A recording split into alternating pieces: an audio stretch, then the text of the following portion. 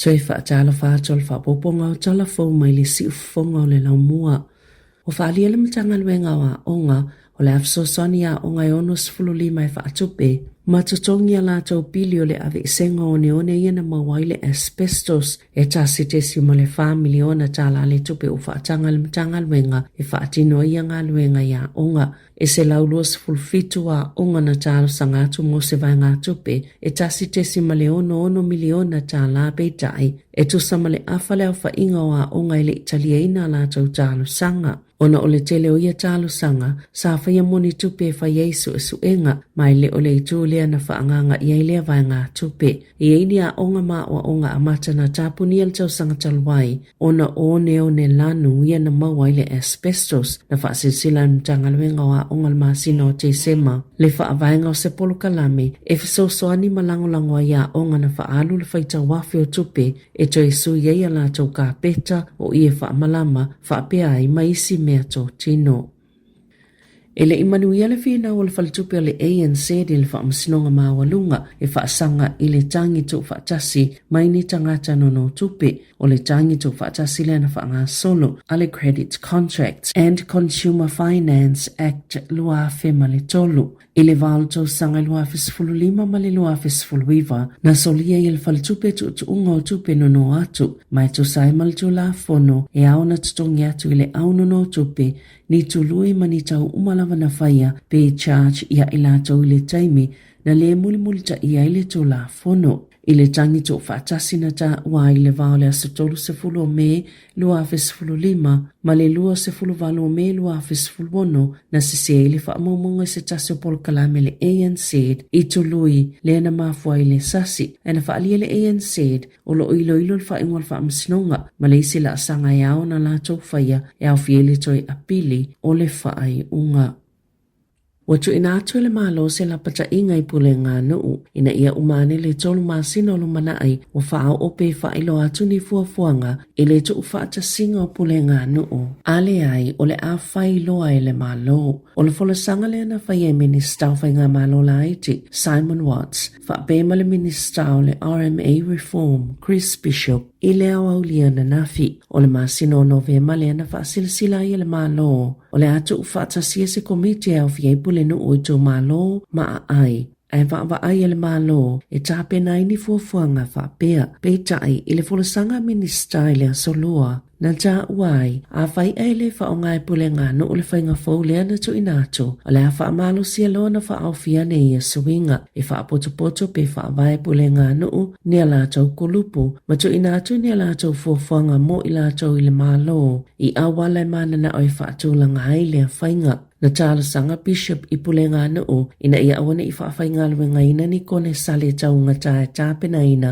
fuafuanga e mana na oai, o le wha moe ngaulo o iai, ina ia whaia whai ungal tau sanga le nei, o na wha mautu lea masainia i le luafe loa fitu, ma wha tino, a ole i whaia le whai ngā palo tā pule ngā nuu, i le luafe loa valo, na saunoa Bishop. E ei nisi pule ngā nuu mai tū malo ua tāpena e wha tino le tu wha singa, e au fia i Northland, Waikato, Bay of Plenty, Wellington, Wairarapa, ma Hawke's Bay. Ua toi whaatu langa le lalau whila o inga New Zealand whaitau miliona o tupe. A wasu su enga i e whai e leo o le mana wale ave ta avale po o vatu le ava malo siolo i e tau mawhaina a o ave le ta avale. Sa ieni wha amatalanga le tau sanga talwai na se seo na wha amawina leo le whaitau wafio ni su enga. O whaatanga le NZTA le wha amatu watu le 10 miliona ta lai leo. Ina ua mai a seilo ilunga wha atu maoti wha amamongo su enga o mana wa a ave ta avale. Na wha alia le teo New Zealand tau sanga talwai e tu samal se lau tolu se fulu leo na su eina le atuno ina ua maua. E tolu se fulu afe su enga o manava po breath tests na siseo na wha mawina ma pu eina na sauno le minista o whilawa inga Chris Bishop. E winga ilo na le fie le umio le taimi wha atau a wha alawi loa le li poti. Ma ua umo na whai iai ia vave o na whai peo na ia sauno ilunga o le leitio New Zealand. E fōlinga mai le mātau o le au whaitou whaal ta mao ai ngā whalatupe te tele o le aleise suwinga o le numero tanga tele ini ngā luenga mai ono tō mau ili 5 le whāpasene a le o le nā o le asili la ititi atu i te tono māsina e tolu. Maya Januari o mai le fai ungo mati na cha ue Wesley Chanuvasa o le fai tofal sa mga aingal faltupi o le ASB o le afa ailoa i wha maunga le tūlang o le maketi a o le itupu le chawa pe chai e le tali tonunga o le te leo le numero tangata o sa ili ni ngā luenga o le a tili alua i lunga le fai numera po le au whainga o tangata i le ini ngā luenga mai ono o atu le numero tangata i le ini ngā luenga i le 5.5% ai manatu le BNZ e ono o atu le whai unga le tausanga o i le 5.5% le mawalunga le numero tangata i le ai ni ngā luenga Whaato a ono to i le leile numero ngā luenga i le lua whelua fitu e to sai mani manatu o whaito whaol tamau a ingo whale tupi.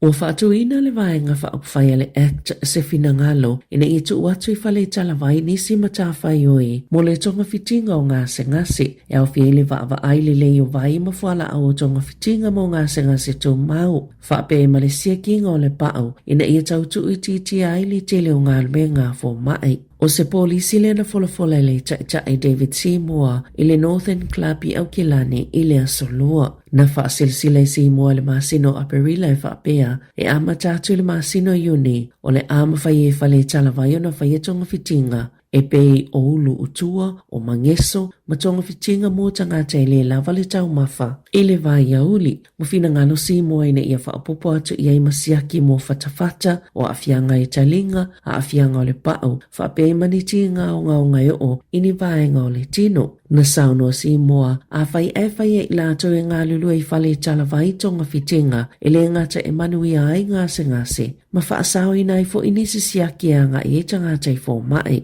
E e lava nisi ngase mo mia le vaai o se fo mai po o se GB.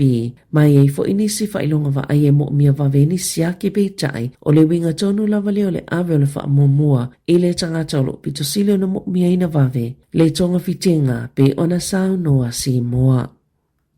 E le tali tonu le chai o le Labour Chris Hipkins e mawhai o na taunu o mawhaatino le folofolanga le vaenga whaapwhai le Labour. O siaki chai tolu ia le tangata i le fo mai e au noa masetutongi i le tausanga. Na whaasila mo moe le Labour a na whaapea o le chai i la tau le malo se manu e whaatolo na alu le tangata i to tasi le fo mai e au noa masetutongi i le tausanga e whaonga i le Medicard fo lango i fo mai tutono le atunuu ina ia mawhai na umia i la tau whale mai la iti ma whaavanoa i leo siaki e o atu i le whaatesi ma le 5 miliona le tausanga awa o le a tele i taimia vanua mo fo mai whaapea fo i mea whai ngā luenga i whaonga mo tonga fitinga ma fofo i fo i whaafi tauli o tupe pe o na whia ngai ma whale mai le atunuu na Samuel Hipkins i le Morning Report. Na whaia le leila lato sai le linga au le i whaalauloina la lato polisi. Mai te le lava lo lato tali tonunga e ma whai lava o na whaatino. O le whaafitauli a New Zealand o le to te leo fo mai ua latai na malo lo to mau pe retire whaata se ma fo mai ua to ua le ngā luenga pe ona saunoa le tai o le Labour. Na iaini tangata e whaongai na le tautua le company e le tisi le Mercury na se seo na whai e le company e whaapea e le itatongi na lato pili. Na whailo whaatasi ia i le company ma awala e tatongi i lato pili na misi peitai e iaini tangata le ini pili na misi o na tatongi. Na saunoa Soraya Flemmore Smith o le Mercury i se whaatu i senga i tangata o na o le asasi. Ma ua mai a whaiona lātou whaafiso o ta ina tangata ta itasi uma na a fie le asasi ma whaatu ese i ai.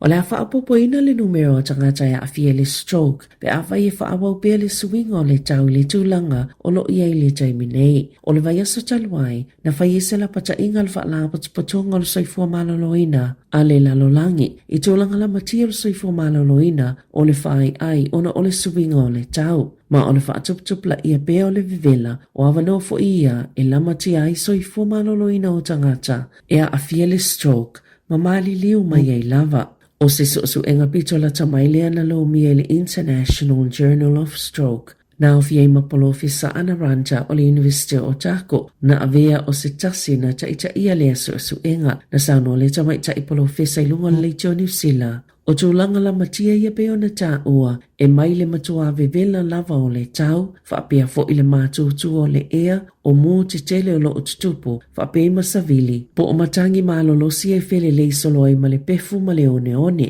O tangata e maasane o na awhiai whaafita auli nei, o e wala matia mai le stroke, mai se ngase o le fatu, o tangata mātutua, o tangata i tele whaafita auli e whaingofio na awhiai, ona o le si o manga, o tangata ngā lulu e whafu aile o tutonu o fale, o tangata i atunu e maua la lalo, ma feo lolo tupe maua, ma nisi lava o whaafita auli peo na whaalia le tama i tae polo fesa, na ia tā uafoi, e au le maalona wa ai ini polisi, e whaititia ia awhianga mai le suinga o le tau, ma whaititia i fo i le tele, o ia awhianga.